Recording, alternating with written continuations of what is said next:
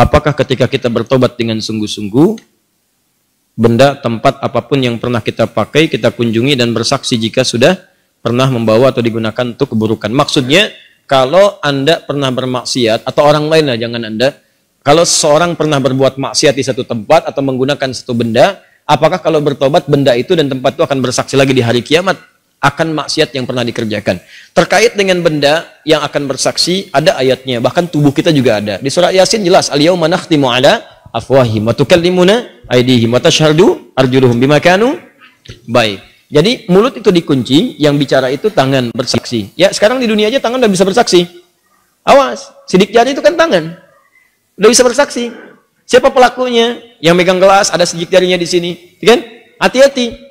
Kaki juga demikian, tangan, kaki, semua bicara. Sekarang bicara udah kelihatan, apalagi di akhirat langsung bicara tangannya. Langsung bicara. Ya Allah, saya digunakan si fulan begini. Nanti tempatnya juga mengatakan. Kalau dipijak oleh kaki, kaki bicara. Kalau dipegang tangan, itu benda bicara yang dipegang tangan. Apa ayatnya? Jelas, antum hafal ayatnya. Idza zulzilatil ardu wa akhrajatil ardu wa qala al insanu, ayat keempat, yauma idzin tuhadditsu akhbara. Maka pada saat itulah semua tempat di bumi yang dipijak, semua keadaan mengabarkan kepada Allah apa yang terjadi dengan itu semua. Tidak akan ada yang tersembunyi. Kalau baik dikatakan baik, sekecil apapun, walaupun lebih kecil dari atom. Ya, wa may ya'mal mithqala dzarratin khairan yarah. Kalau buruk ditampakkan, wa may ya'mal mithqala dzarratin syarran yarah. Keburukannya ditampakkan, semua bendanya bicara. Bicara. Hati-hati. Bicara. Awas di kantor, meja yang jadi kemudian tumpuan komputer. Tangan Anda mengetik di situ. Masuk angka nggak benar. Sesuatu yang curang. Angkanya berubah. Hati-hati, salah. Anda dapat gaji berubah. Gaji 172, hilang satunya, 72-nya muncul. Ya, hati-hati. Gaji 53, 53-nya tertulis tambah 5 lagi misalnya kan. Nah, itu nggak benar. Nanti itu akan bersaksi, tangannya bicara, komputernya bicara, semua bicara. Dan memberatkan timbangan Anda di akhirat nanti dalam keburukan. Semua. Anda jalan di mobil bermaksiat, awas hati-hati. Mobilnya mobil dinas, fasilitas-fasilitas negara, tanpa izin dipakai kebutuhan pribadi. Awas, itu bicara nanti. Kemudian Anda tobat, ya Allah saya salah. Ya Allah saya salah. Ya Allah saya salah. Ya Allah saya salah hitung. Ya Allah saya salah tempatkan. Ya Allah salah saya begini. Ya Allah saya salah begitu. Ya Allah saya begini. Salah, tobat. Begitu Anda selesai tobat, Ustaz, apakah tempat itu bersaksi lagi di akhirat nanti? Apakah benda itu akan bersaksi lagi di akhirat nanti? Ada dua kondisi. Kondisi pertama, tobatnya bila diterima oleh Allah, gugur semua kesalahannya.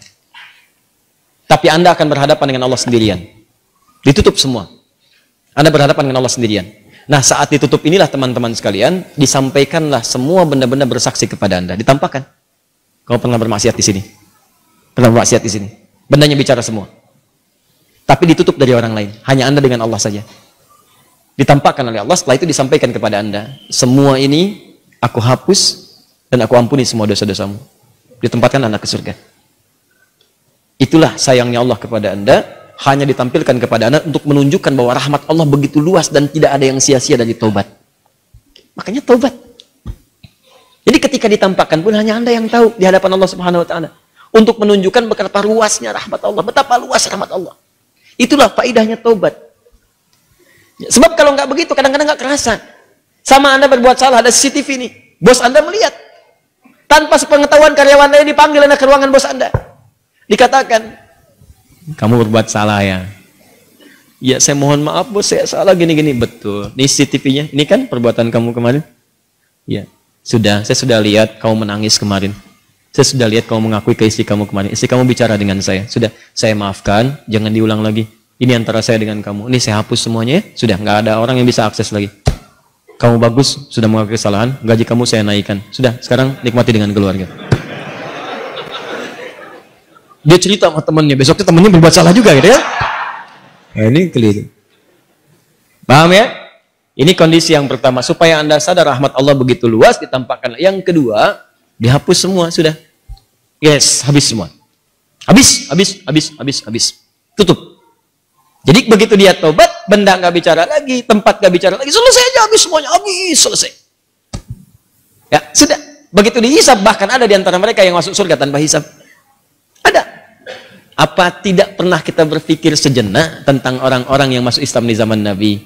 Nggak pernahkah Anda membaca kisahnya Umar bin Khattab?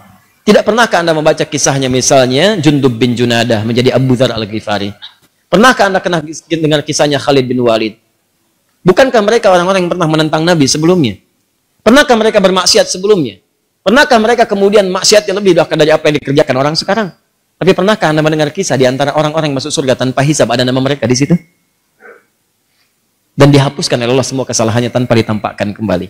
Maka pertanyaannya apa amalan mereka setelah itu? Amalan mereka setelah bertobat mereka meningkatkan takwa kepada Allah.